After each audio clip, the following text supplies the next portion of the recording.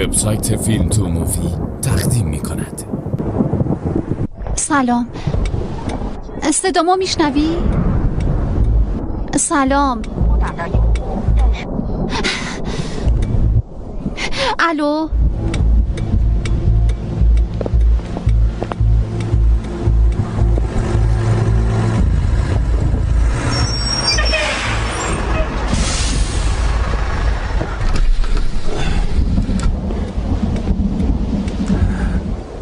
پنچر شده؟ خب بیا سوار شو. نترس دختر، از چی میترسی؟ خیلی واسه کمک صبر کردی آره؟ نه ممنون، بفرمایید کمک اومد.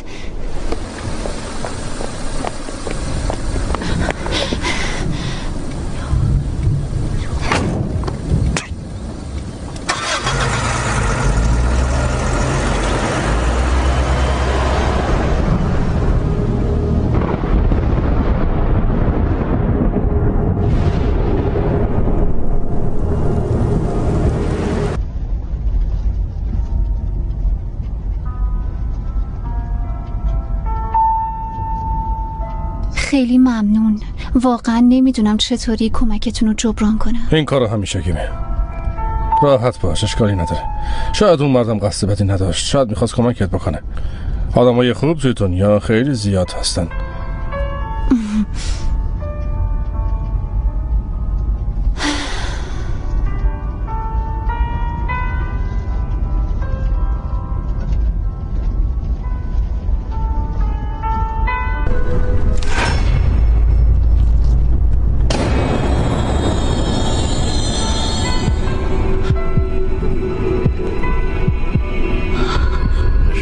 چیزی که جالبه اینه که وقتی میری بیرون ممکنه کسی یا چیزی رو ببینی که قبلا هرگز ندیدیش. درست میگم؟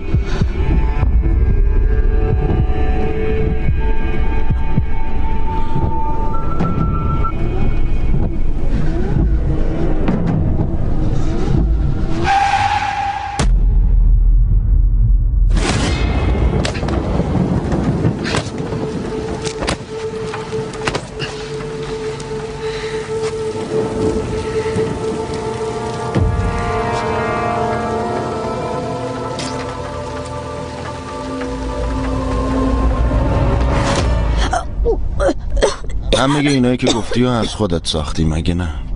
چطور ممکنه از خودم ساخته باشم؟ واقعیه. اون زن هنوزم پیدا نشده. اخبار جدید در مورد ترافیک. یک تصادف جدی در بزرگراه ژینپان از لانگزیانگ تا ژاوهاو در نزدیکی تونل کوهستانی جینتایشان باعث ایجاد ترافیکی شدید شده است. از راننده ها خواسته شده از مسیر دیگری استفاده کنند. تو جاده تصادف شده. حالا چی کار کنیم؟ راه دیگه ای هست؟ آره اگه راه دیگه هم هست، اما از وسط کوهستانه. راه خوبی نیست. اگه مشکلی نداری توی تقاطع بعدی از یه میانبار میرم.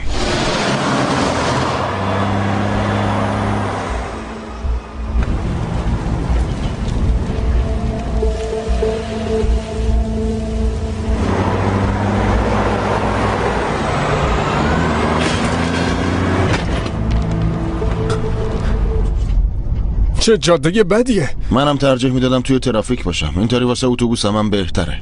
تو همش مشغول ماهیگیری هستی، پس کی به خانواده میرسی؟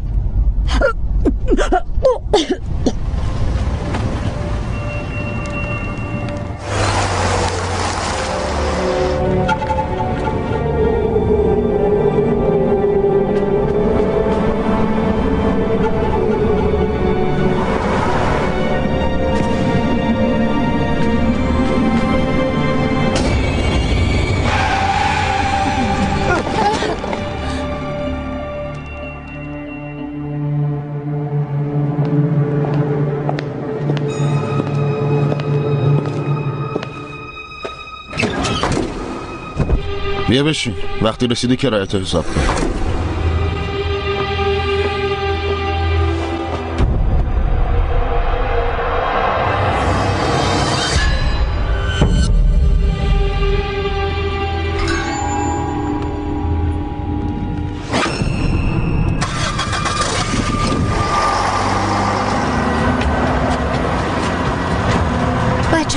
خوشحال شو. خودم میتونم بزرگش کنم. الان لازم نیست اهمیت بدی.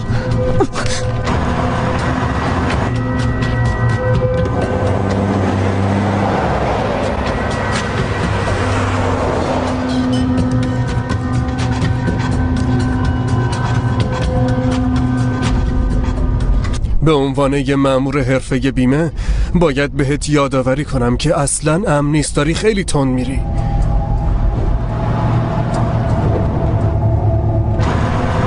قربان شما قبلا از اون تونل رد شدیم؟ نه ولی راجبش شنیدم. حتی اگه تونلش انشان باشه فقط یه رو طول میکشه که ازش بگذریم. اون طولانی ترین تونل کشوره، اما الان حدوداً 20 دقیقه است که داخلشیم. خب ممکنه که توسعه داده باشنش. دقت کردی که از وقتی داخل اینجا شدیم یه ماشینم ندیدیم؟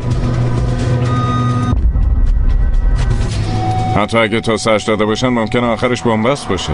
امتره که دور بزنیم. آره دور بزن، مثل بیمه ازمون محافظت میکنه. ای بابا عجب بدشانسی.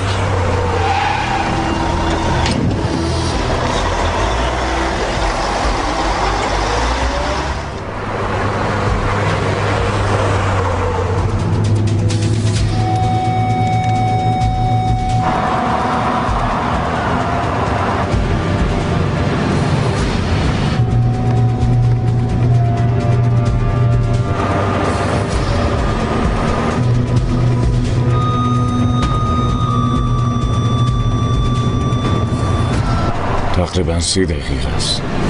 چه خبره؟ هی وایسا.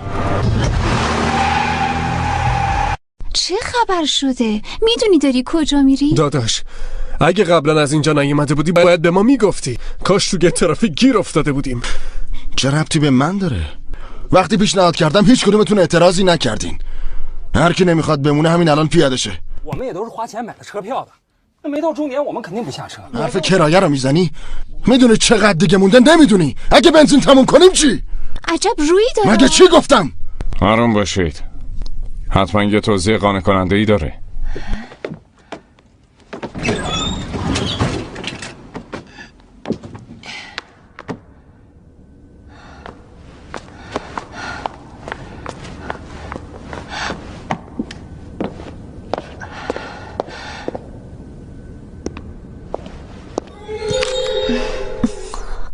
این موبایل منه که انداختمش بیرون. چطور ممکنه اینجا باشه؟ کی انداختیش؟ یکم بعد از اینکه وارد تونل شدیم. یادم حتی اون موقع ورودی تونلم میدیدیم. 246 متر. 246 متر بعد از ورود به تونل تو انداختیش. دیدم انداختی. از کجا مطمئنی؟ از زمان ورودمون فاصله هر چراغ 3 متره. هر 50 تا چراغ میشه دقیقاً 4 متر. بله. وقتی اون موبایلش انداخت ما از 74مین چراغ بود که گذشتیم. پس دقیقاً میشه 246 متر. بله. با توجه به اندازه کوهستان و موقع ورودمون تونل بیشتر از 3 کیلومتر نیست. من مطمئنم الان بیشتر از 30 کیلومتر حرکت کردیم. ما گیر افتادیم. آروم باش.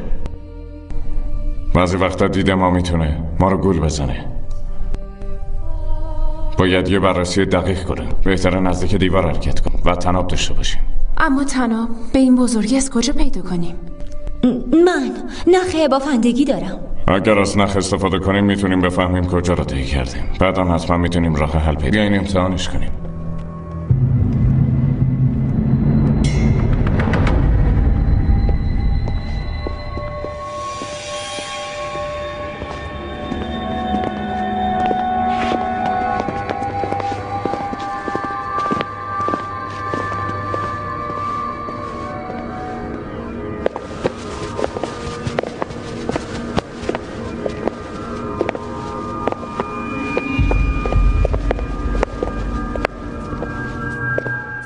من هانشن هستم.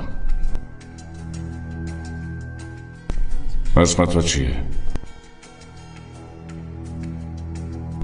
من چنجی هستم. به نظر نمیاد ترسیده باشی. ما اینجا تعدادمون کم نیست. باید یه راه خروجی هم باشه. تازه یه آدم منطقی مثل تو هم داریم. اینجا خیلی تاریکه. حسابی باید حواست جمع باشه.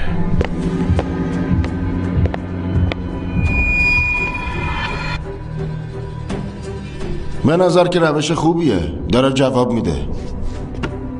باید راه خروج پیدا بشه.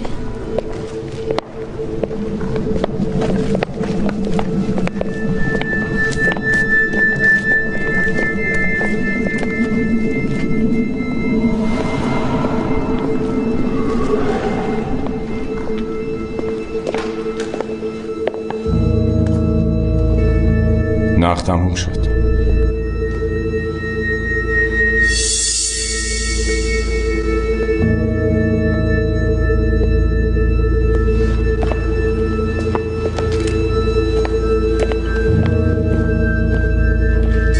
قلاب ماهیگیری؟ به نظر خیلی بلنده. همچین چیزی توی تونل چی کار میکنه؟ وصلش کن به نخ خودمون، ازش استفاده کنیم.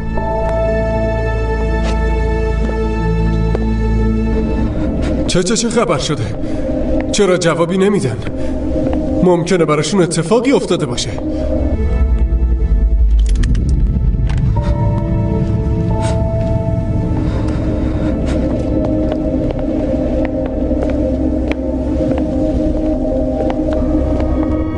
هوا چرا مه‌آلود شد؟ نمیتونیم اینجا دووم بیاریم. کمی آرومتر، اونا رو داری میترسونی.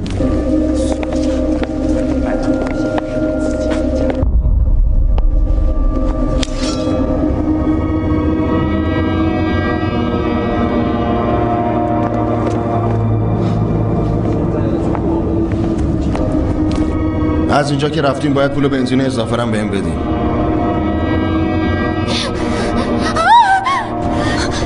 اون چی شده؟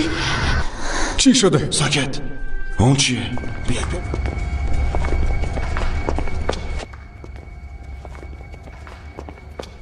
اونان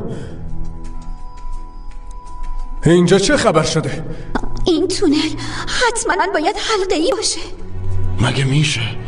آخه چطور ممکنه؟ اگه حلقه باشه حتما موقعی رانندگی میفهمیدم. امکان نداره.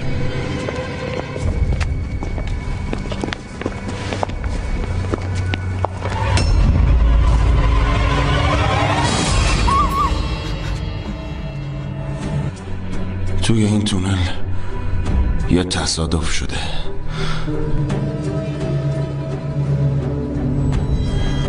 اینجا رو اینو نگاه کنید. لعنتی نگاش کنید. بدبخت شدیم.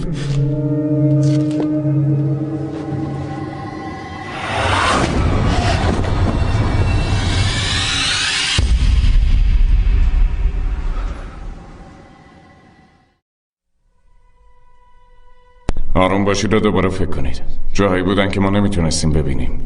نمیتونستین؟ اگه این یه تونل عادی باشه حتی یه مرد کورم ازش میتونه بره بیرون. حدس علکی نزن. حالا بیاین یه لیست از تمام سوالمون ایجاد کنیم. یکی یکی ردشون کنیم. آخرین سوالی که میمونه احتمالاً دلیل گیر کردنمونه. مشاور پادشاه ژوگلیانگ 1000 توی جادویی برای به دام انداختن مردم طراحی کرده. اون 1000 تو بود. اما این که ما داخلشیم دیگه چیه؟ کاملا مستقیمه. درسته. هیچ کدوم چرخشی حس نکردیم. ممکنه یه جور دارو باشه که باعث توهم زدن ما میشه، مثل روانگردانا. تغییر فاصله توی مکان‌ها، همونطور که توی فیلم‌ها دیدیم. بعد از اینکه وارد یه فضایی میشیم اونجا تغییر پیدا میکنه. پیچش فضا. پیچش فضا یعنی تحریف فضا توسط یه جاذبه خیلی خیلی ناشناس. مزخرفه. اگه درست باشه چطور هواپیما و ماشین میسازیم تا سفر کنیم؟ ها؟ میشه راحت باگه پیچش رفت. آخه چی داره میگی؟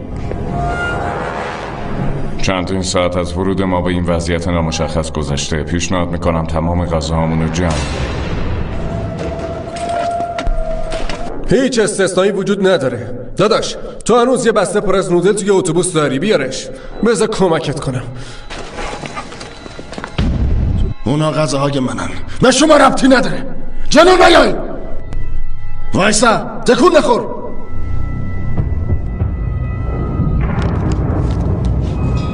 میخوام اونا رو بخرم. چیزی از دست نمیدی.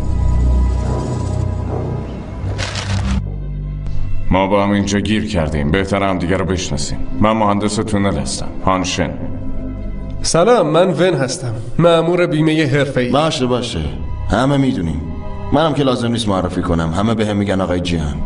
سلام، من وویو هستم، تانگ ژین یو. چنجیا. اسم من ژیه. اینم برادر کوچیکترم جو. چطور باید این غذای آشغالو بخورم؟ توی این شرایط باید باش کنار بیای. انگار قبلا گشنگی نکشید. دارم بهت میگم یه آدم گرسنه هرچی جلوش باشه رو میخوره. اگه حس خوردن نداری چطوره بدیش به من؟ برش دار. حتما توی آزمایش قبلی یه چیز رو جا انداختیم. به نظرم باید دوباره امتحانش کنیم.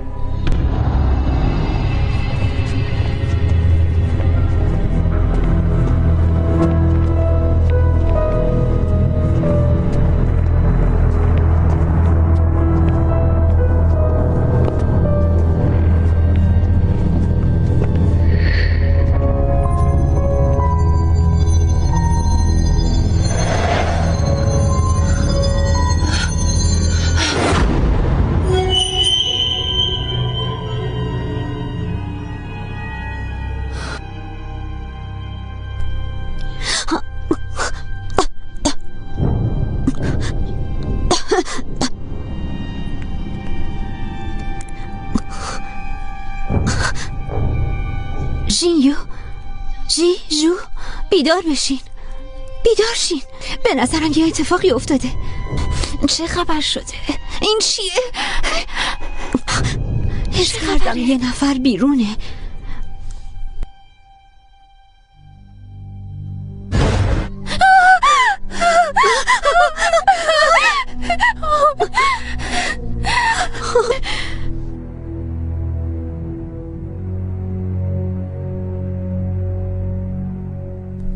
اولش فقط توی اتوبوس منتظرتون بودیم، بعد خسته شدیم و خوابمون برد. اصلا فکرشو نمی کردم بعدش بخواد اینطوری بشه. چه خبره؟ من تازه غذا خوردم، اما هنوزم گشنمه. شما هم همین حسو دارین؟ زمان داخل این تونل با زمان بیرون متفاوته. از وقتی داخل شدیم حس میکردم زمان داره تندتر میگذره.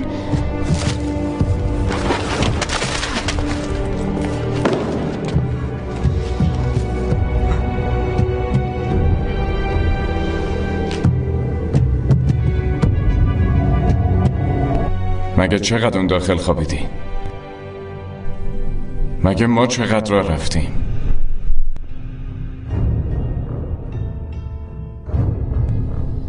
چرخه بی پایان. مدیر دوبلاژ اشکان صادقی. جواب داد یا نه؟ دوباره تکرار کن، تو میتونی. هی، این نقشه منطقه است. نقشه؟ هی آقای جیان، یادم نمیاد همچین نقشه ای داشته باشم. یعنی میخوای بگی یه نفر دیگه اینو گذاشته توی اتوبوست؟ لابد ما هم تنها نیستیم ها؟ اصلا نمیدونم. خدا میدونه کی توی اون تاریکی هست. اون انگشتو که یادت نرفته ها؟ شبیه یه تونل معمولیه و کوهستانم به نظر خیلی بلند نیست. چرا نمیتونیم خارج بشیم؟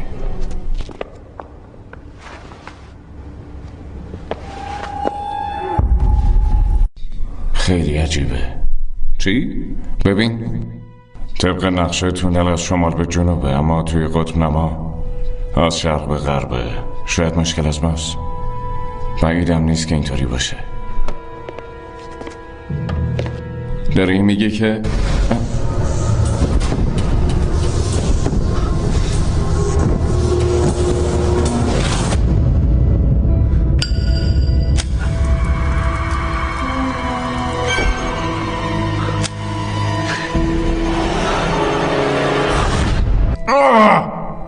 آقای جیان چراغ روشن کن. شن کجاست؟ ببینم آقای شنکو. اون چیه؟ فرار کنید. مثل اینکه ما تنها نیستیم. هی برگرد. حالا چی کار کنیم؟ تا نمیتونم نرو. ولش کنم. من که نمیرم. شما چتون شده؟ بریم از اینجا بریم. دیوونه ها.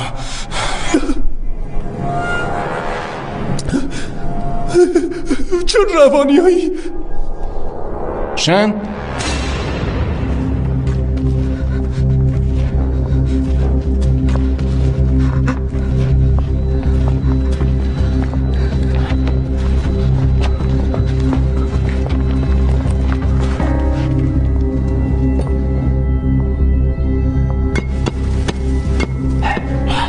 توش خالیه.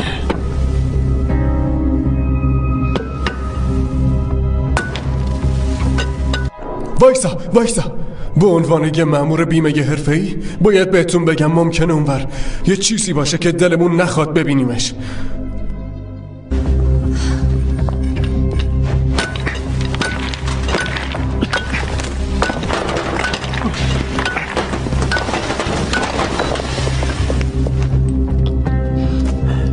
اون یه راه خروجه؟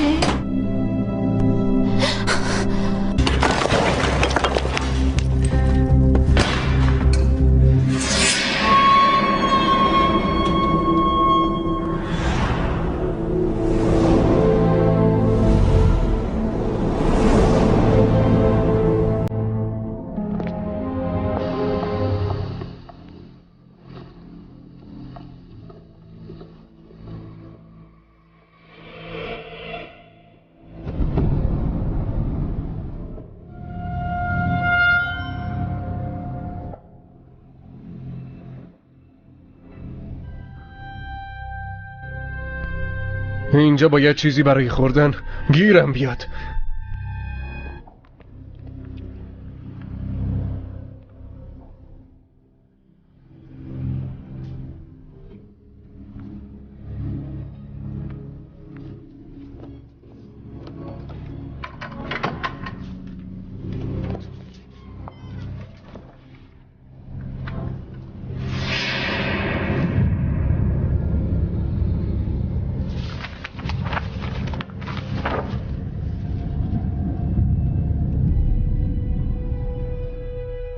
انگار نقشه مهندسی این تونله.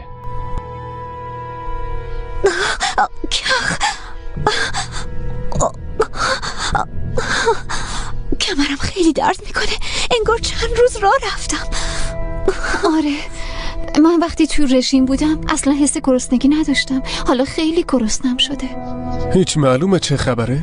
باید بهتون بگم زمان اینجا خیلی عجیبه. چند ساعت اینجا ممکنه برابر با چند روز بیرون باشه. اگه اینطوری باشه هرگز غذای کافی نخواهیم داشت.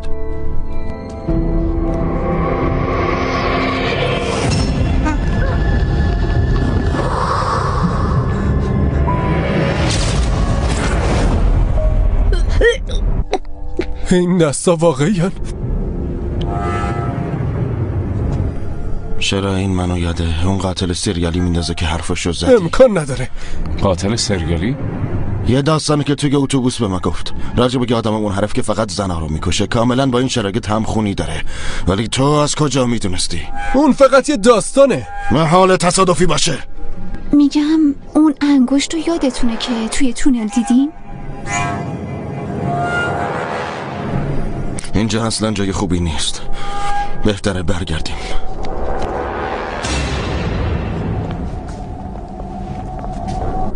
صبر کنید. طبق نقشه کلن 6 تا تونل وجود داره. این اتاق خروجی به تونل بعدیه.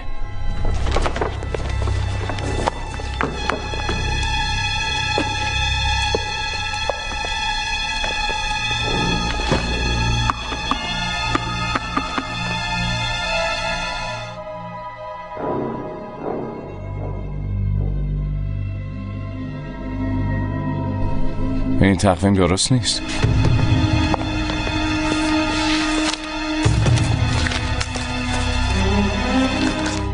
چرا تمام تاریخ‌ها یکسانن؟ توی اون روز چه اتفاقی افتاده؟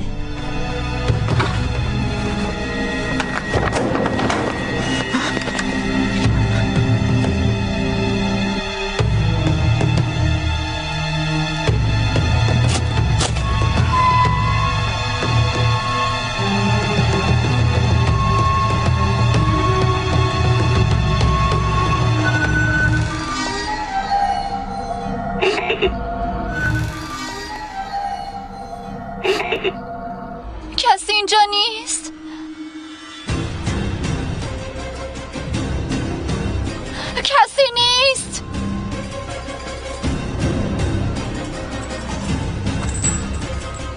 کمک.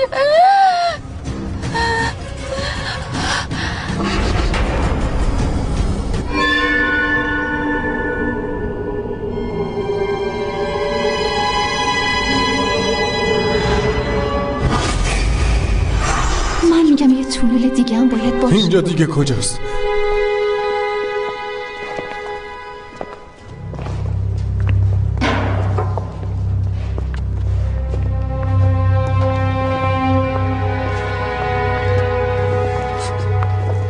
آخر داستانی که ون گفت و یادت میاد؟ دقیق یادم نمیاد اصلا، اما اون واقعا هیجان زده بود. اون داستانو با تمام جزئیات، با تمام جزئیات برام تعریف کرد، طوری که انگار با چشای خودش دیده. ممکنه کار خودش باشه؟ اون بزدله رو میگی؟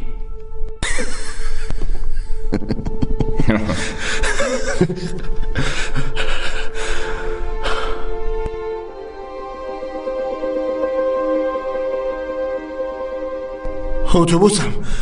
یعنی ما دوباره برگشتیم؟ فکر نکنم.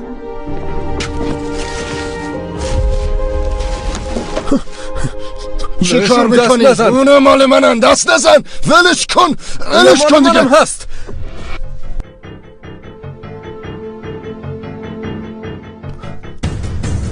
یه غذا. آره ممنون. ردش کن بیاد.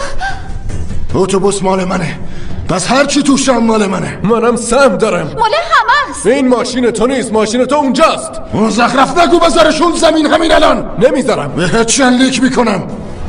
بزن، شلیک کن. چرا معطلی؟ میکشمت. آروم باش. آقای جان، اگه یه مرد کمتر باشه شرایطمون سخت‌تر میشه. اینو باید بفهمی. زنده بودنش خطرناکه. تو بیا اینجا. آره بیا اینجا. اونا رو بذار زمین. به من نزدیک نشین. از حالا به روش خودتون زنده بمونین، با من کاری نداشته باشین. اگه کسی بهم نزدیک بشه میکشمش. عقب واسته. برو عقب. برید. عقب واسید.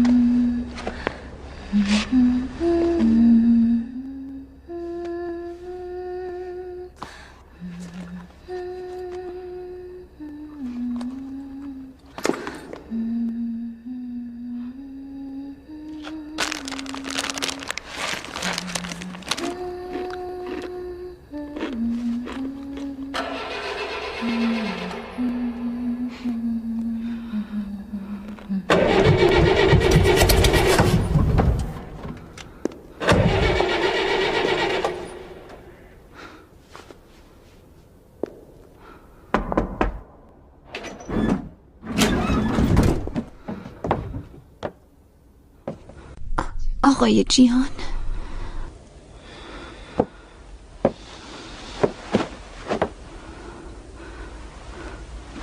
میشه یه چیزی بدی بخورم؟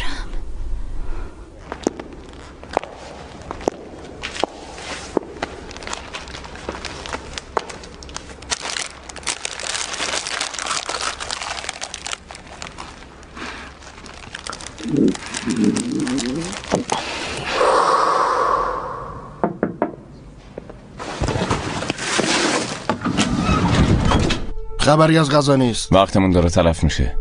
باید یه راه خروج پیدا کنیم. میخوای چی کار کنی؟ این نقشه مهندسی این تونله، اما راه خروجش مشخص نیست. راه ورود به تونل بعدی رو نشون میده. اگه راه خروج رو پیدا نکنیم چی؟ چطور به تونل 6 برسیم؟ اینجا خیلی بزرگه. قبل اینکه اینجا بریم بیرون از گشنگی مردیم. البته نمیدونم پشت تونل 6 چیه، اما دیدی چه اتفاقی افتاد؟ توی تونل قبلی زمان توی این تونل خیلی سریعتر از بیرونه. حتی اگه تمام غذاها رو به تو بدیم چقدر میتونی دوام بیاری؟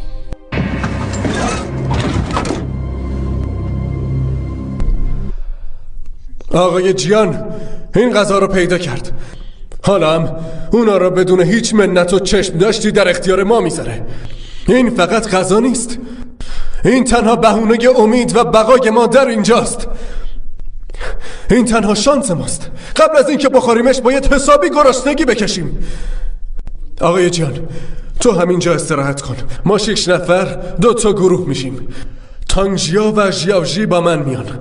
چنجیا تو هم با ویو و جو از اون طرف برو.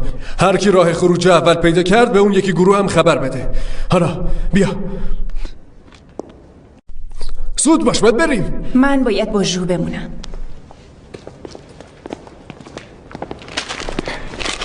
آقای جان من میرم.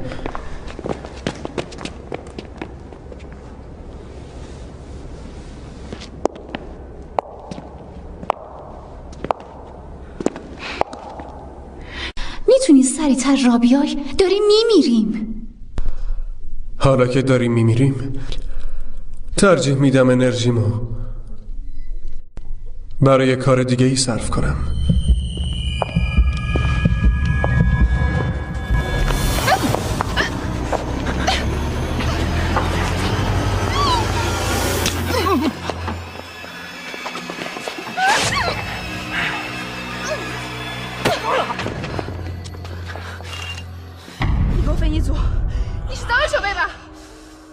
装什么呀？老钱能摸我就不能摸，别以为我不知道，你也就值1包方便面的钱，贱人！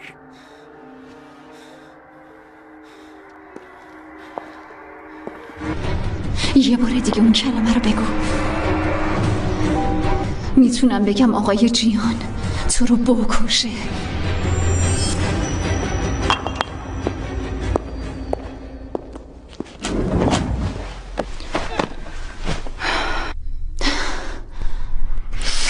بی شرف عوضی. 钱哥别去，吃的还在咱们这儿，他会回来的。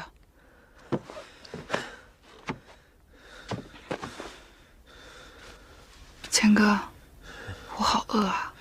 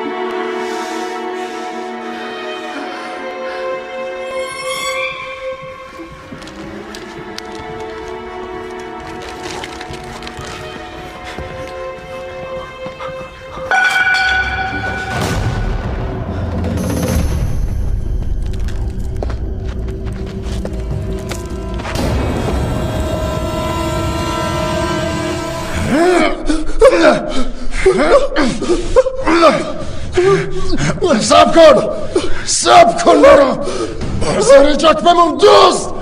میکشمت پسش بده بهت میگم پسش بده وگرنه میکشمت. پسش بده.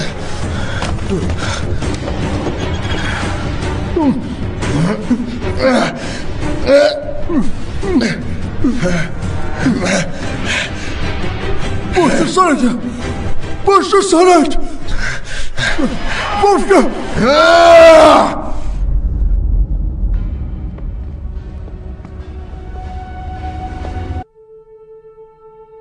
شاید اون قاتل منحرف پشت تمام اینا باشه. سعی میکنه ما رو توی تونل نگه داره و تک تکمونو بکشه.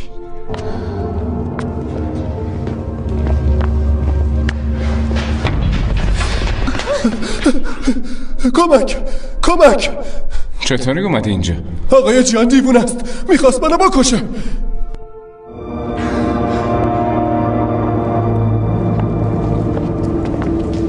آقای جیان؟ آروم باش و بیا با هم صحبت کنیم.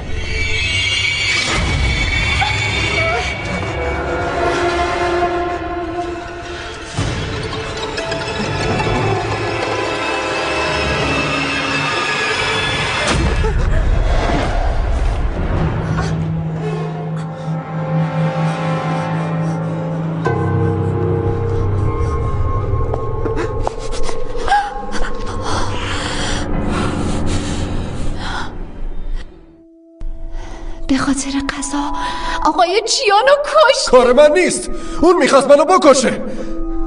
کار توه، تو ازش خواستی منو بکشه. دلیلش این بود که از آقای جیان قضا دزدیدی. پس کاری که تو اون میکردین چی بود؟ چرا به ما نمیگی؟ خودشه، کار خودشه. کار من نیست، چرا نمیفهمین؟ به جز ما یکی دیگم توی این تونل هست. یکی دیگه؟ اون کجاست؟ ها؟ تو دقیقاً چی دیدی؟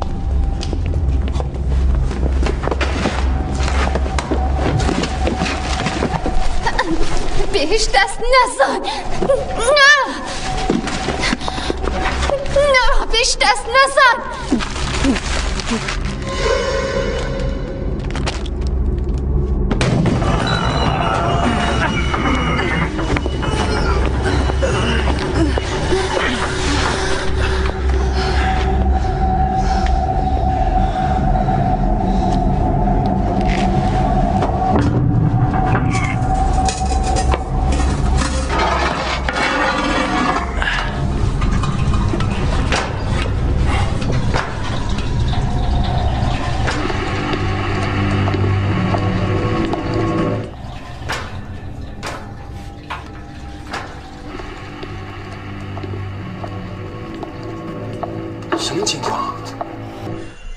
چرا دوباره اومدیم اینجا؟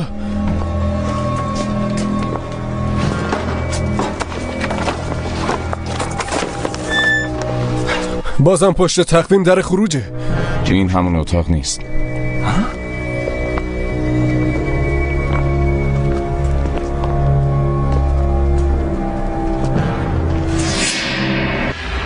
توی اتاق قبلی 5 تا دست بود، اما اینجا 5 تا انگشته. یکیش هم خالیه. این نشون میده که یه قربانی دیگه هم هست. در ضمن هر انگشت حلقه هم داره. چون اون فقط زنای متأهل رو میکشه.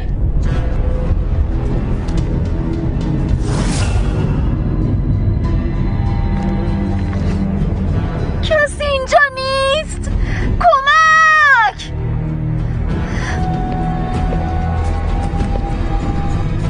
هی، الان وقت نگران اونا بودن نیست. بیاین بریم.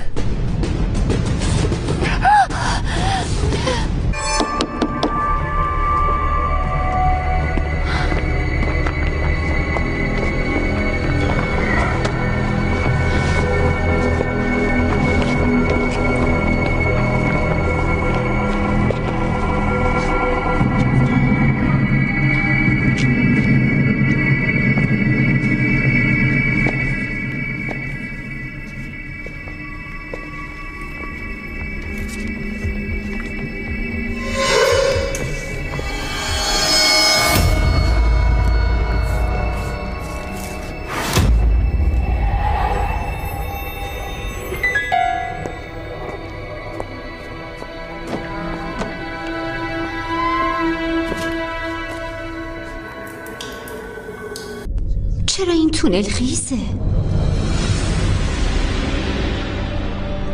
گشنمه.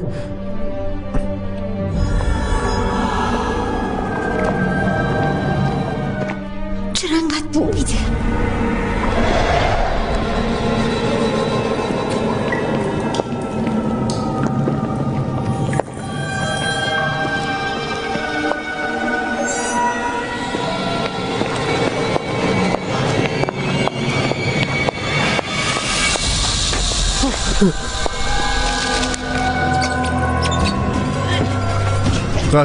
غذا اینجا باید غذا پیدا بشه. غذا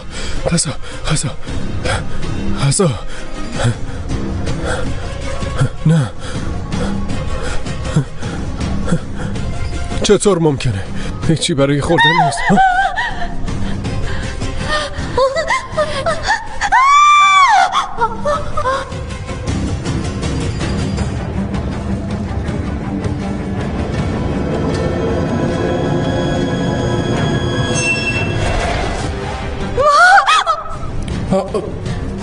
گشنمه.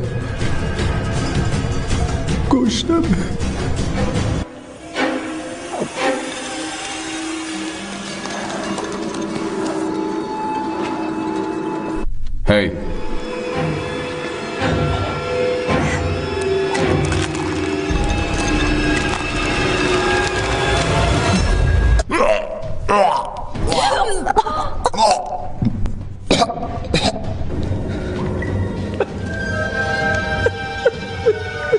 بهتر هر چه زودتر از اینجا بریم.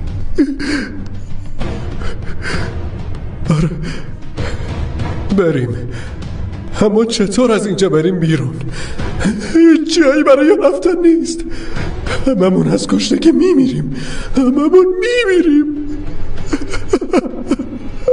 برادر، من یکم بیسکویت دارم، بیا این یکی رو بخور.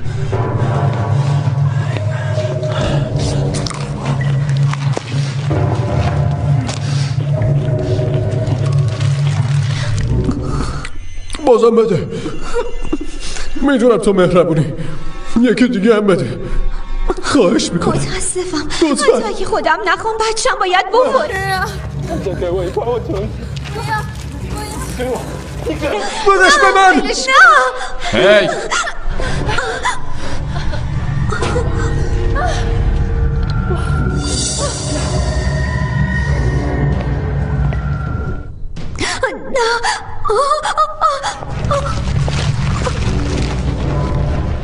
توی این تونل غذای جدیدی نیست. میخوایم زنده خارج بشیم، پس باید متحد بشیم. متحد.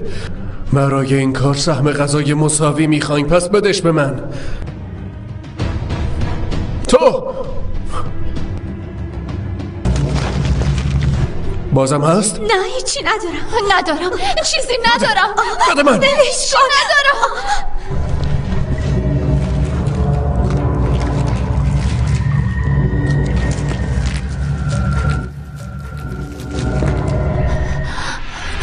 گوش کن برادر، میشه از اون چیزها منم بخورم؟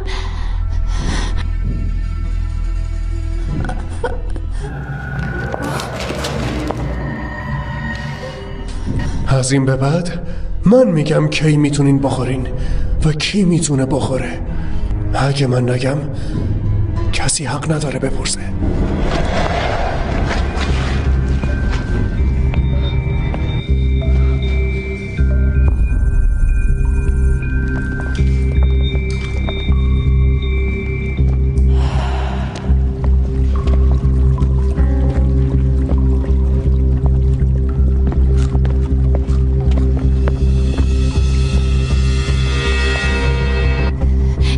رسیدیم آخر تونل، میتونیم بریم بیرون.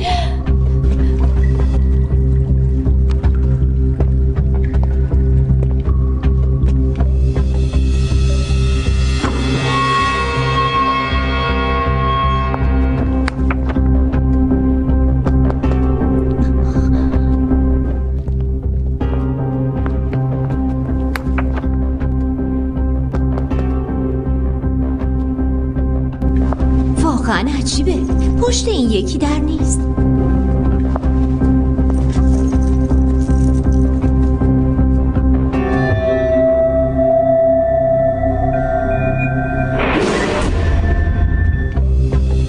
خدای من، اون دوست داره اعضای بدن رو جمع کنه. اون فقط از خوش کردن چیزای زنده لذت میبره.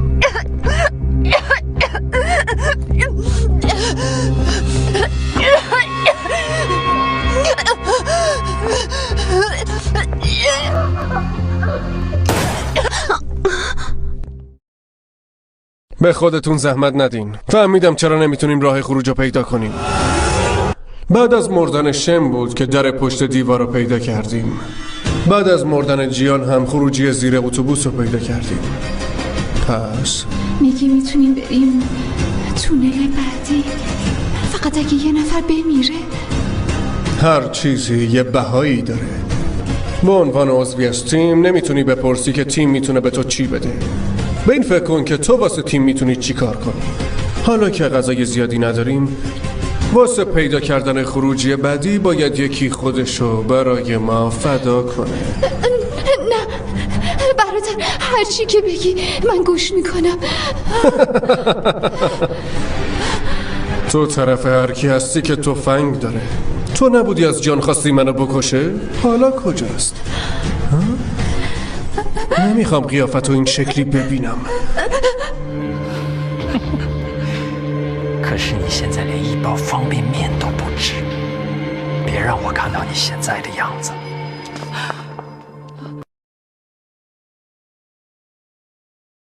给我点时间，我稍微整理一下。我不会让你失望的。 ارائه شده توسط وبسایت فیلم تو مووی.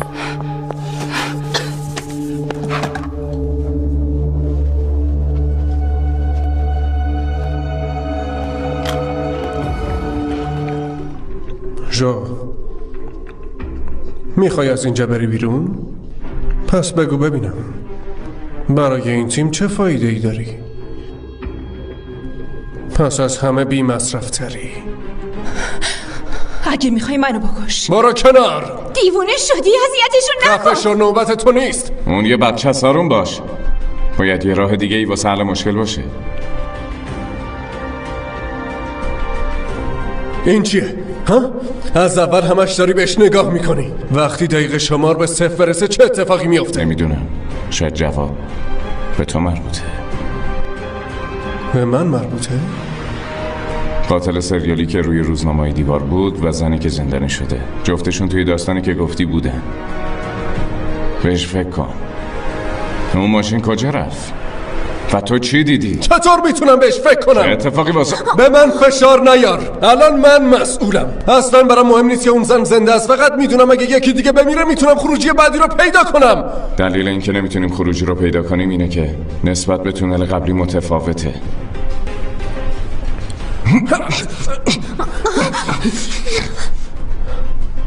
بگو اون ماشین کجا رفت؟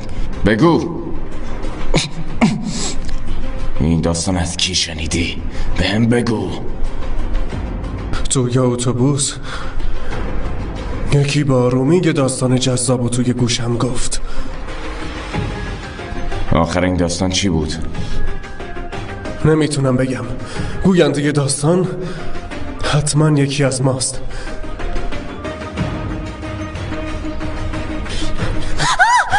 برو عقب. تفنگو بده. تو که نمیخوای اونو بکشم ها؟ تفنگو بده حالا.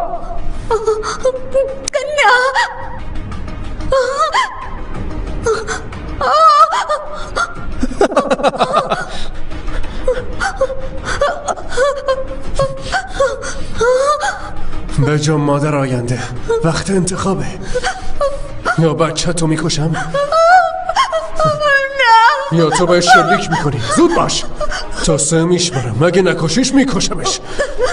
3 2 1.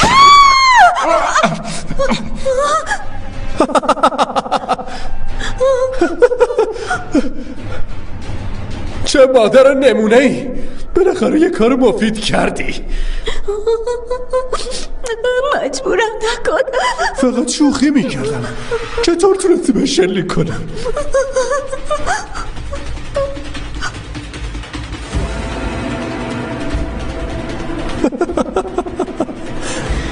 نمیخوای آخر داستانو بشنوی ها؟ حالا که این خونو دیدم یادم اومد آخر داستان از زندگیم خسته کننده تره.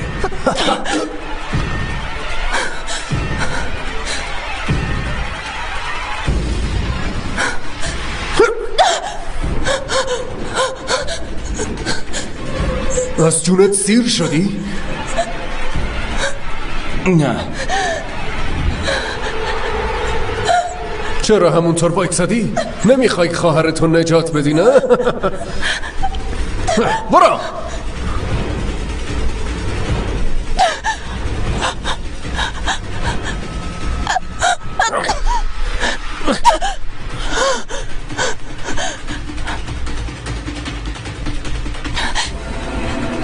تو یه مرد بی‌لیاقتی.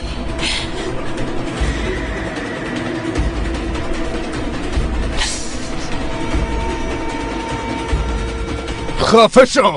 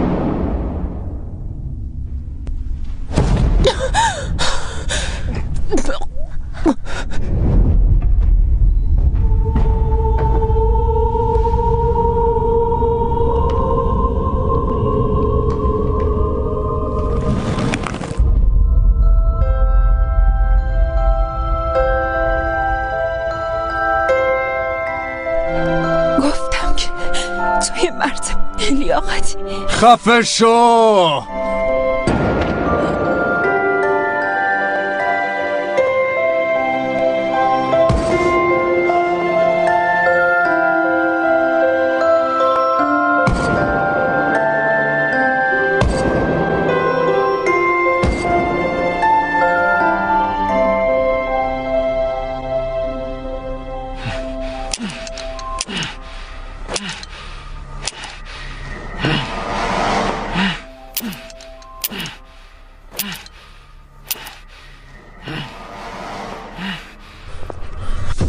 برادر من اومدم.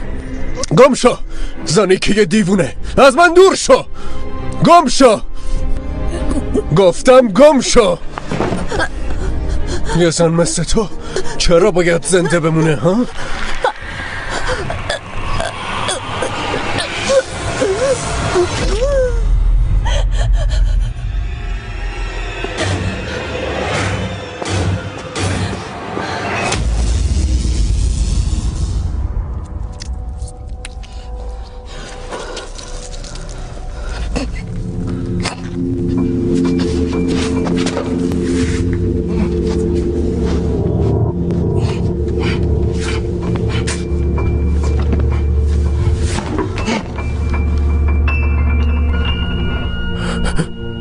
چه خبره؟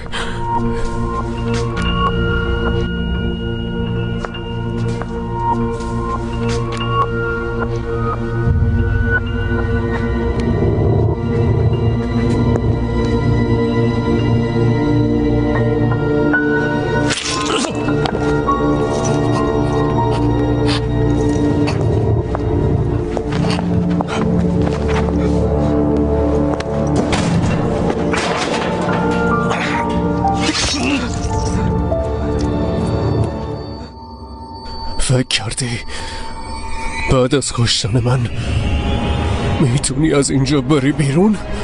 این یه چرخه بی پایانه.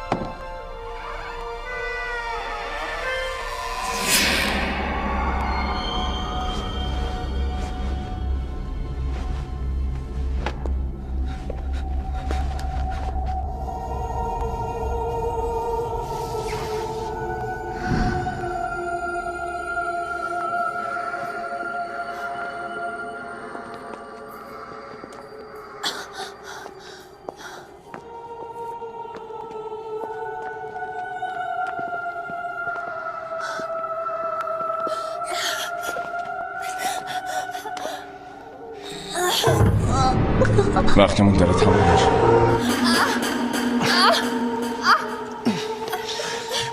我去前面看看，看能不能找到下一扇门。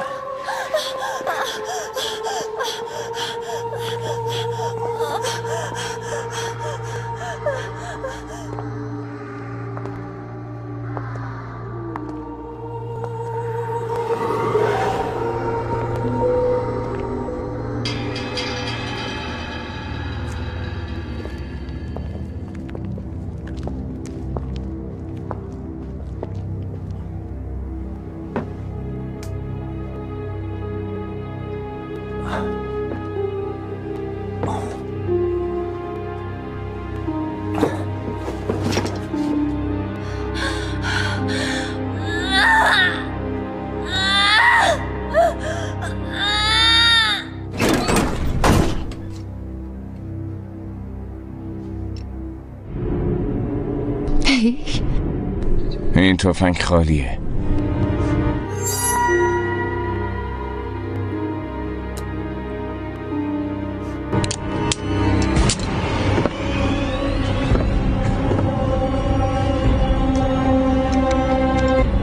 راجب تونل دیگه چی میدونی؟ قبلا بهت گفتم. تو خوش تیپی. منو از اینجا ببر بیرون. تنهایی نمیتونی بری. پس زودتر منو ببر به تونل بعدی. وقتمون کمه.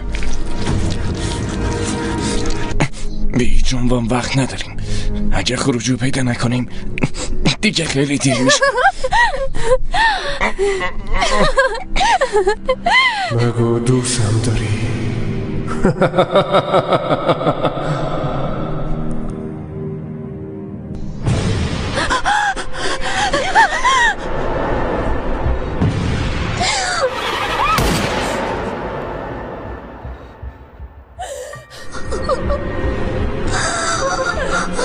تقصیر مامانه که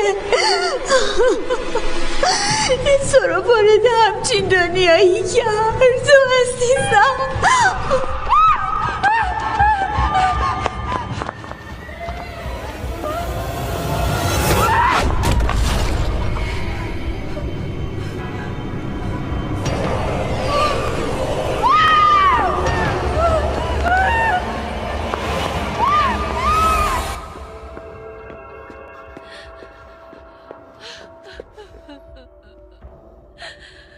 这孩子已经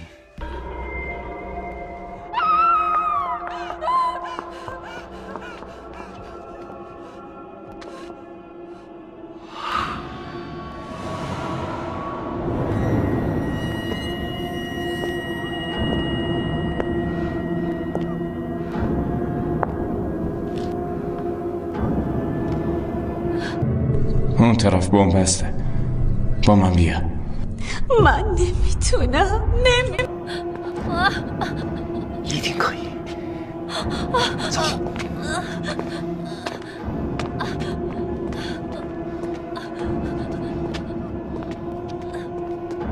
ما چرا حتما باید از اینجا خارج بشیم؟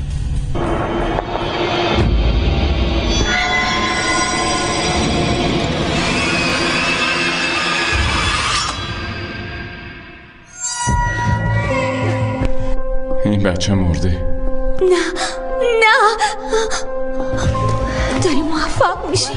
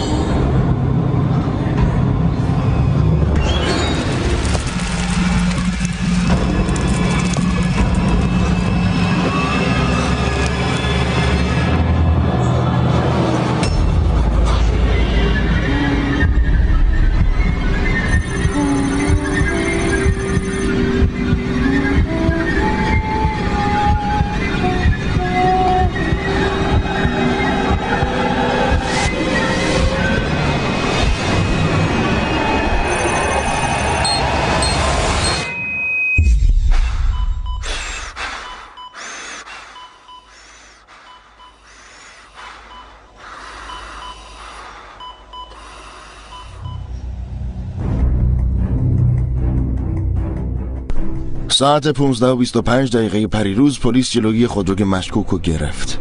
راننده که سعی داشت فرار کنه در 1.5 کیلومتری تونل کوهستان جین تایشان تصادف کرد و به خاطر ضربه وارده به سرش به کما رفت. با توجه به مدارک به دست اومده میتونیم بگیم که راننده ژانگ ژو نام داره و همون قاتلیه که دنبالش بودیم و اون مرتکب قتلای زنجیره‌ای شده بوده. تا به حال 5 فقره قتل داره که تایید شده. روش اون دزدیدن قربانی و زندانی کردنشون داخل یک فضای بسته بوده. با قلاب ماهیگیری اون رو بسته؟ بله، این یکی از عادتهای قاتله. علاقه به ماهیگیری داره و این هم طعمه هاش هستن. این ششمین قربانیه، ژائو ژین. طبق زمان جنایت ژائو ممکنه هنوز زنده باشه. ما باید سریعا مکان زندانی شدن اونو پیدا کنیم. اما ژانگ ژو آسیب شدید مغزی دیده. احتمال زیادی وجود داره که وارد کمای دائم بشه. بنابراین ما تصمیم گرفتیم از متخصصین برتر کشور کمک بگیریم تا اطلاعات مغز اونو استخراج کنیم. دیروز ما یه فرد دیگر رو وارد ناخودآگاه ژانگ ژو کردیم و سر نخایی هم پیدا کردیم. محل زندانی شدن بیرون شهر و کنار رودخونه جیانگ شوه، اما وضعیت هنوز کاملا بحرانیه. گزارش هوا نشون میده که با توجه به بارش شدید باران تا 36 ساعت دیگه تمام غارهای کنار رودخونه پر از آب خواهد شد. زندگی فرد روبوده شده در خطره. به همین دلیل باید سریعاً سرنخهای دیگه از مغز مظنون پیدا کنیم. ریسلی، آزمایش بعدی کی شروع میشه؟ طی 24 ساعت آینده. میخوام همه ایمان داشته باشن. چنچیا نسبت به سلامت قربانیش بیش از همه نگرانه. این اطمینان رو به همتون میدم. علتش هم معلومه، چون فرد روبوده شده همسر چینچی است.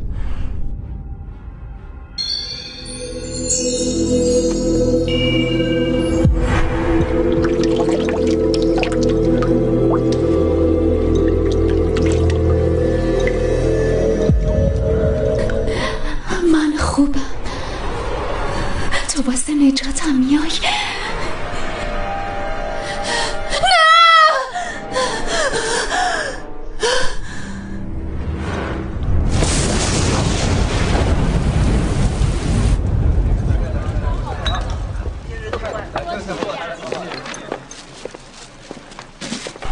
غذا تو بخور، اینطوری نمیتونی کار کنی. 15 جولای 96 چه اتفاقی افتاده؟ پدر و مادر اون مردن.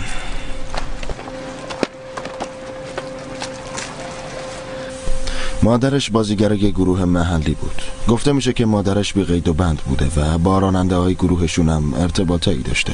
پدرش یه فروشنده بود، درآمد خیلی کمی داشته و عاشق ماهیگیری و نوشیدن بوده. وقتی توی حال خودش نبوده پسرش رو کتک میزده. اون روز همسایه ها اول صدای دعواشون رو شنیدن، بعد مادرشون رو با چاقو کشته و بعد خودش رو کشته.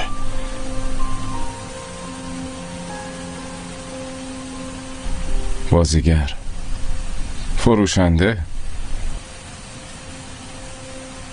به من بگو ببینم توی ذهن اون چی دیدی؟ تونستم هم درون تاریکیش و هم تلاشش واسه خوب بودن رو ببینم. اون در نهایت شکست خورد. خود ژانگ ژو یه مهندس تونل بود. حالا داخل یه تونل تصادف کرده بود. هوشیاریشو از دست داده. پس بعد از کما شروع به ساختن یه تونل نمادین توی ذهن خودش از خودآگاه بی نظمش کرد. تونل درون ذهنش یه چرخی بن‌بسته. من وارد ذهن ژانگ ژو شدم. خواستم اونو از این چرخی بی پایان خارج کنم تا هوشیاریشو به دست بیاره، اما وقتی داخل شدم فهمیدم این چرخی بی پایان خیلی پیچیده تر از چیزیه که فکرشو میکردم. انتظار نداشتم اون همه شکاف شخصیتی توی ذهنش ببینم. مجبور شدم با اون همه شخصیت ارتباط برقرار کنم تا بتونم سر نخایی رو پیدا کنم.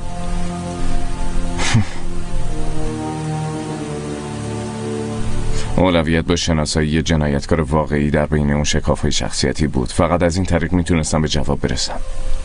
شخصیتی که اول منو به شک انداخت یه مهندس بود، با توجه به جنبه سالم و منطقی اون و همچنین اجتماعی بودنش. مشخصه که اون جنایتکار نیست.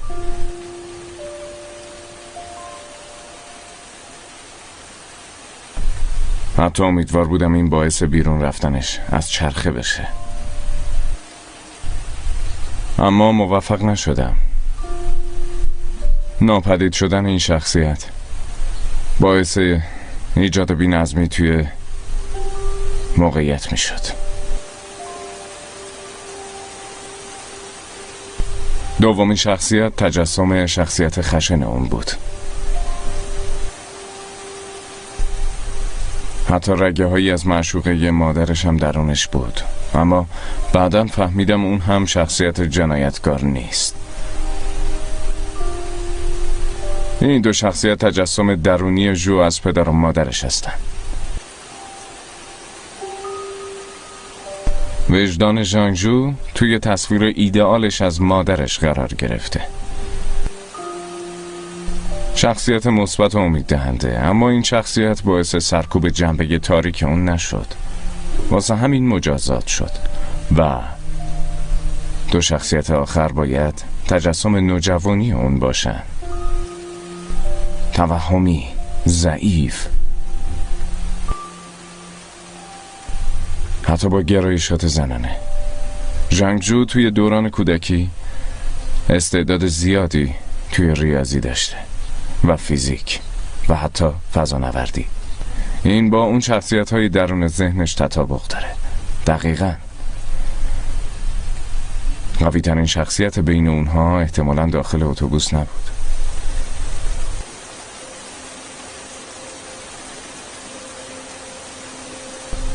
همیشه توی تاریکی مخفی میشد. سعی میکرد مسائلشو مخفی نگه داره. من اینا دستگیرم شده.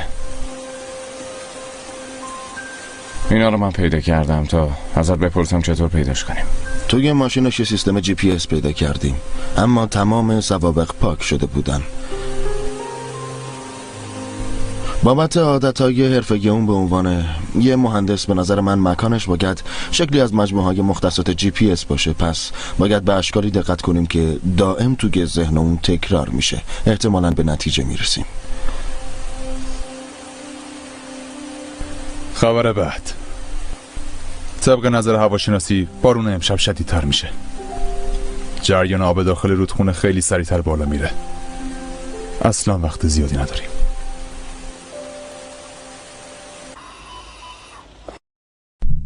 حواست به احساست باشه، زیاد باش ارتباط برقرار نکن وگرنه رو تاثیر میذاره.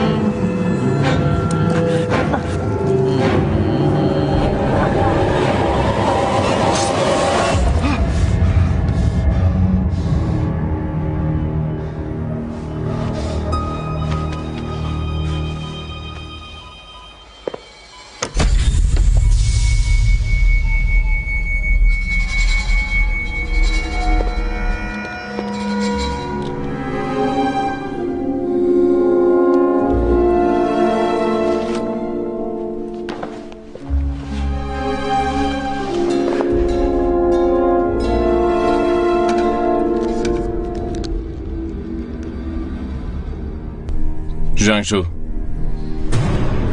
حالا اون زن چطوره؟ کجاست؟ چرا به اونجور زنها اهمیت میدی؟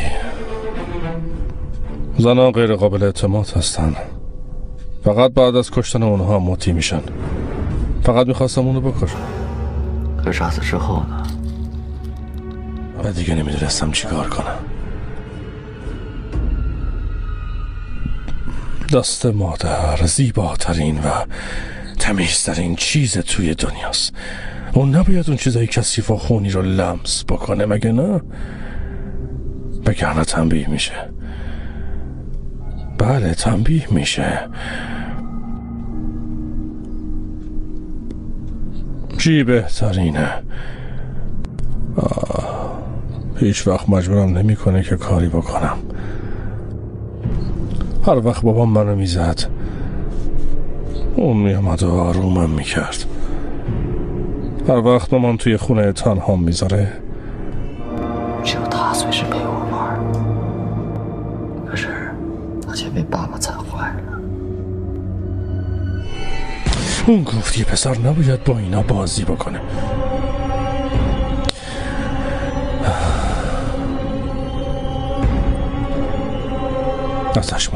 ازش متنفرم.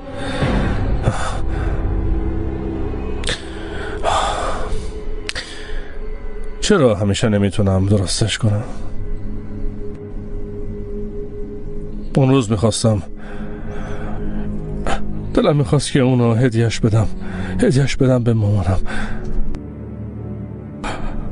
اما اون بابا را کاشته بود.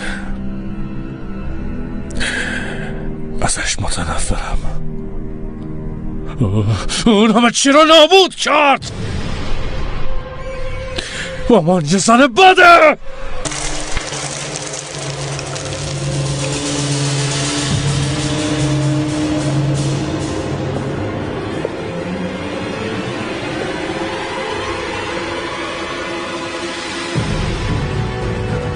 جو با من حرف بزن.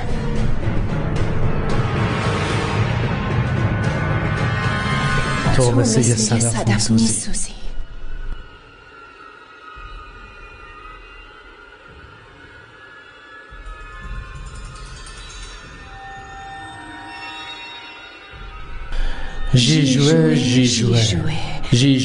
ژوزوسی. پس شخصیت جنایتکار تویی؟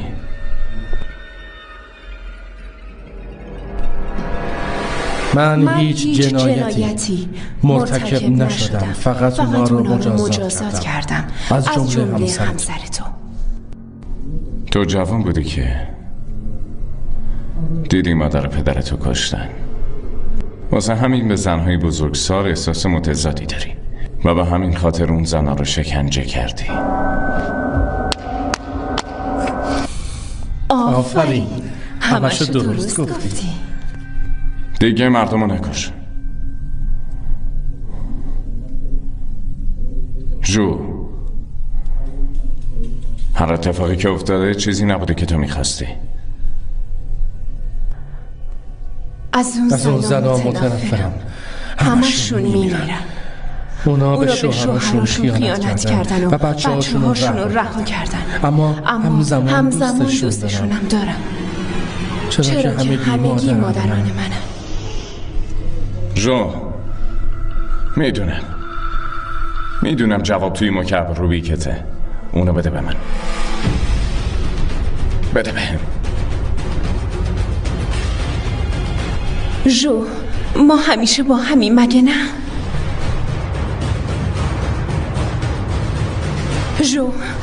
جو این کارو نکنی.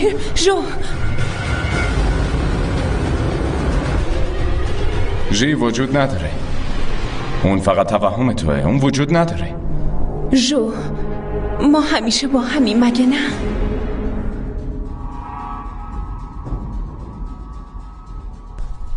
من همیشه تو عمرم به حرفای تو کاملا گوش کردم، اما اصلا خوشحال نیستم. میخوام واسه خودم زندگی کنم. من نمیخوام یه شیطان باقی بمونم.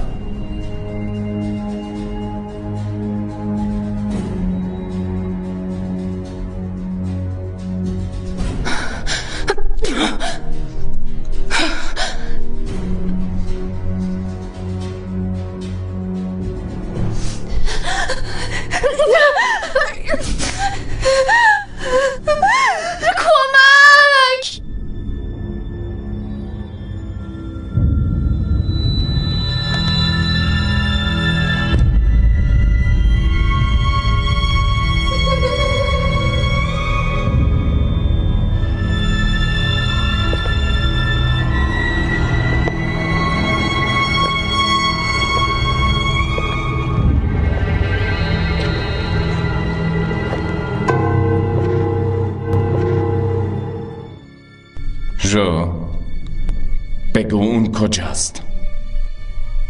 به هم بگو.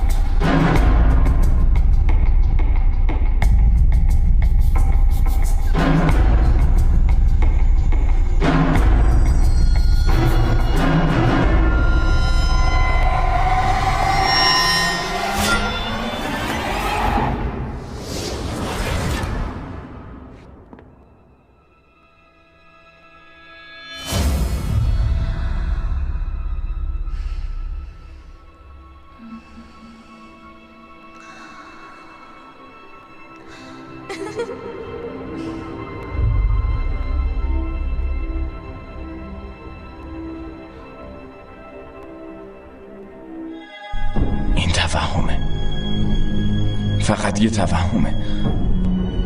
به خودت دروغ نگو. 这个都是你大脑里一遍遍出现的画面呀。不，你不可能知道这些。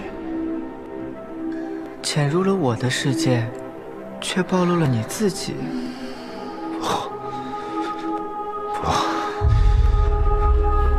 不要受这些影响。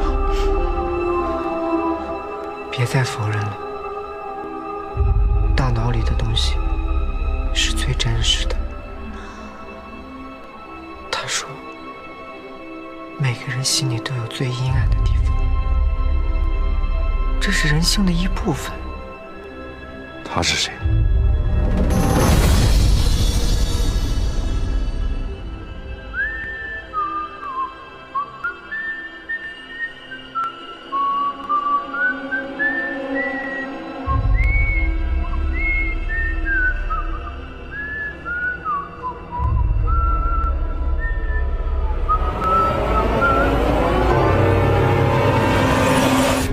تو کی هستی؟ من خود تو هم. نه، من از تو واقعی ترم. احساساتی که تو بروز دادی خیلی خیلی خوبه.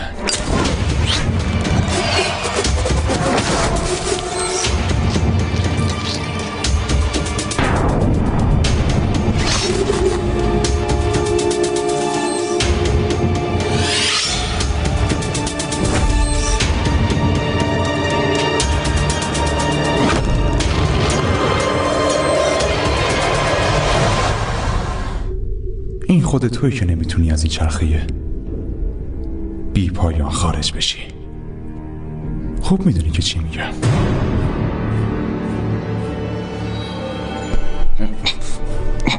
تو ازت متنفری. تنفر عادیه. از قبولش خجالت نکش. در اصل این مشکلیه که راحت میتونیم با هم حلش کنیم. خیلی خوب، مثل نمایش انجامش بده. هی جو، اون از اون زنای بدیه که تو ازشون متنفری. بکشش.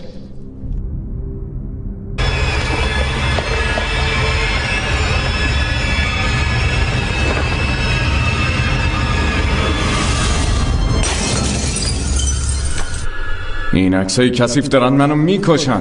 تو هیچ وقت مثل یه مادر و یه همسر رفتار نکردی. تو ترجیح میدی از طریق یه ماشین وارد ذهن من بشی تا بشینیم و با هم دیگه صحبت کنیم. به جز اون ماشین به چه چیز دیگه یه اعتقاد داری؟ من یه مرد عاشق پیش از گوشت و خون میخوام، نه یه ماشین که همش سر کاره.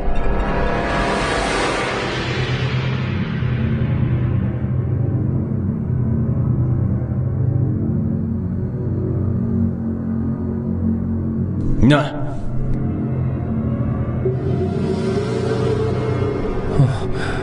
جو، ببین عروسک تو درست کردم.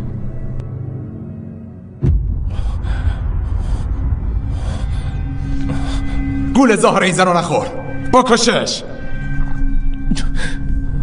جو، توی این خاطرات تاریک گذشته زندگی نکن. هی جو، گفتم بکشش. نه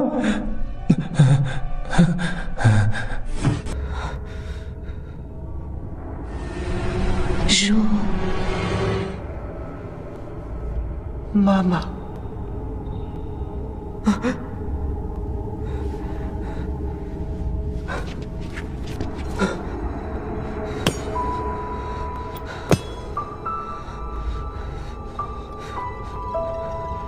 جو،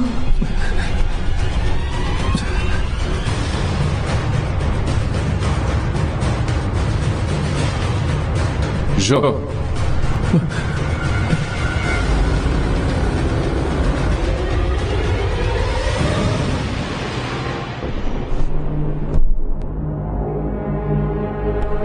بیا بریم بیرون. باید آدرس به اونا بگی. پس تو چی؟ جایی نمیری. تو 5 نفر رو کشی. وقتی که بیدار بشی اعدامت میکنن. پس چرا یه نفر دیگرم نمیکشی؟ بر نگرد به اینجا، فقط برو. تاریکی همه جا هست. تاریکی توی ذهنته. کجا میخوای بری؟ برو، باید بری همین الان.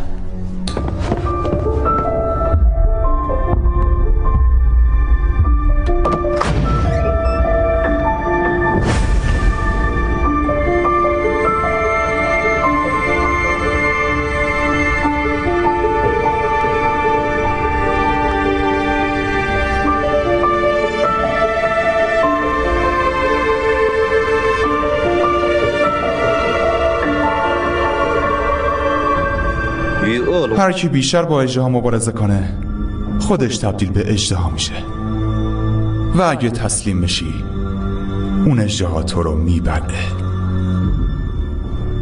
تو خیلی وقت گیر افتادی. فکر کردی میتونی به این راحتی از دستم خلاص بشی؟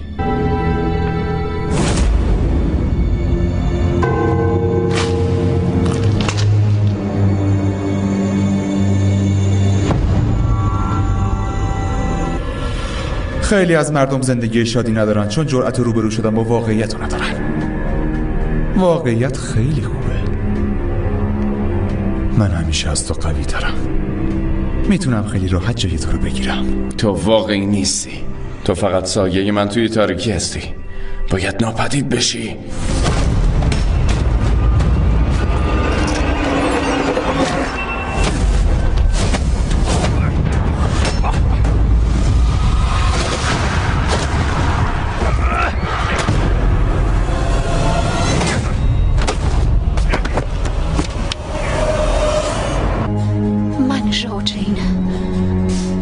لطفاً این ویدیو رو به شوهرم نشون بده.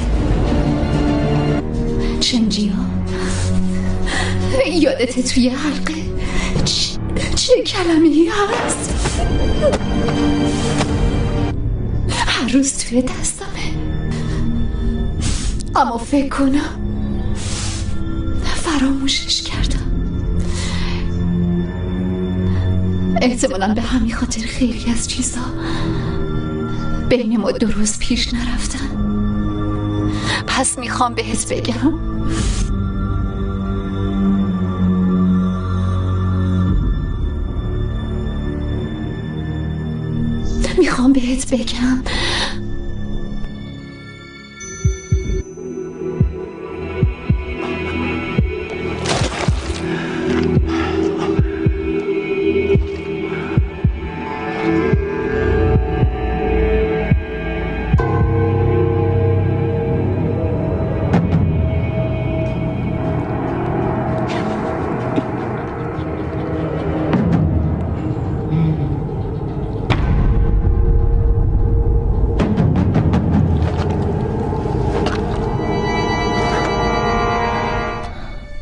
بهت گفتم که همیشه از تو قوی ترم.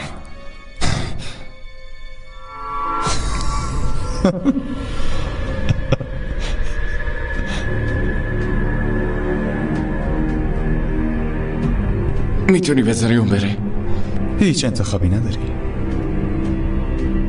ژانجو به هوش نمیاد. کسی هم جوابو نمیدونه. تیک تاک تیک تاک تیک تاک. الان دیگه خیلی دیره. لطفاً همسرت خواهد مرد.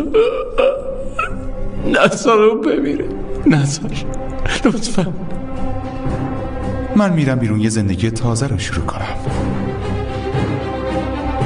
میرم تا توی واقعی باشم.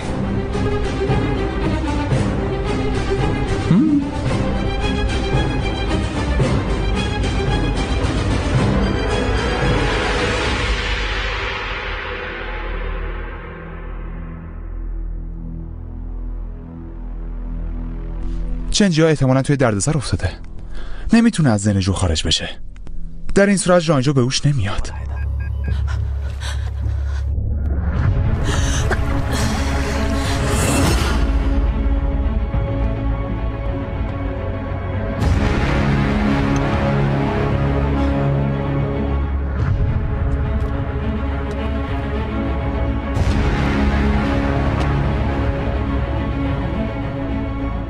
تفنگو بیار پایین. نمیتونه چیزی رو تغییر بدی. اگه اینجا بمیری توی واقعیت هم قطعا میمیری. همین که شلیک کنی کار تمومه. ارزششو داره.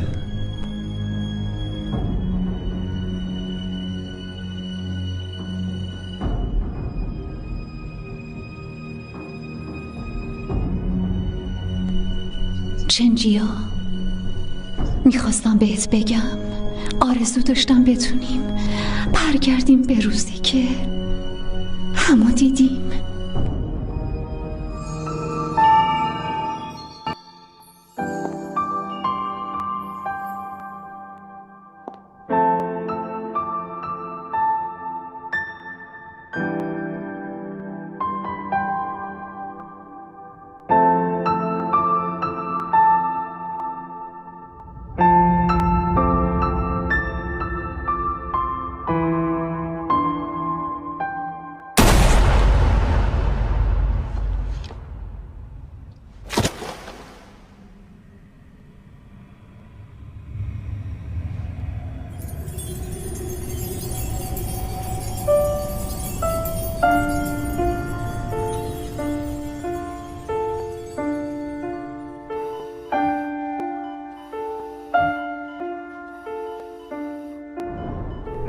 به هوش اومد.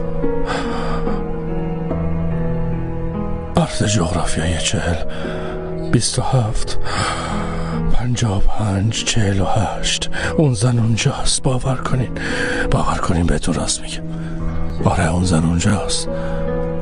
باور کنین که اونجا نشسته و منتظر شماست.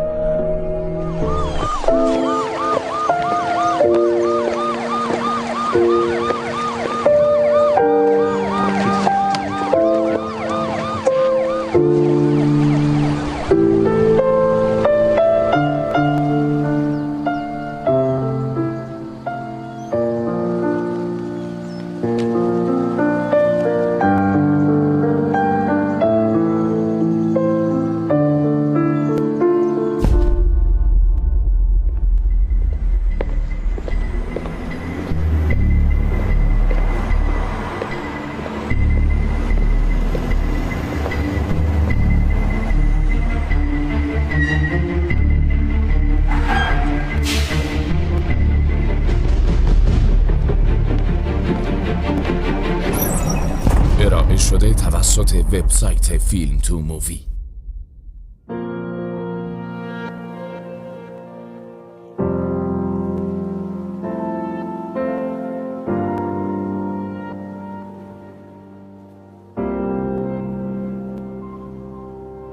走进你的心，和想象不一样，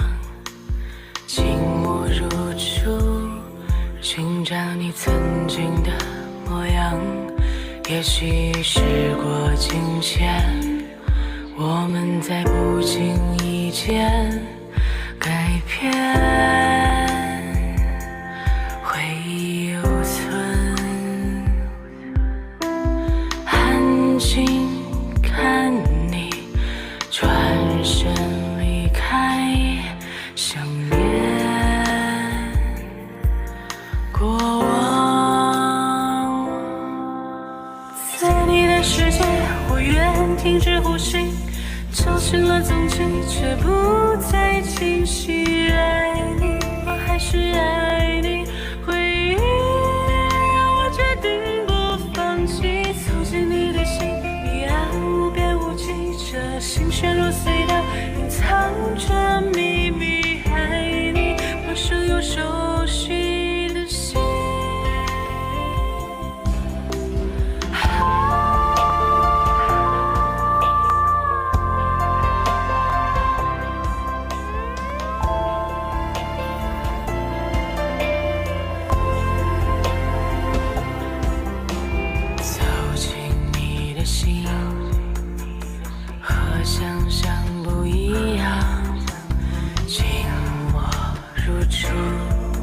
寻找你曾经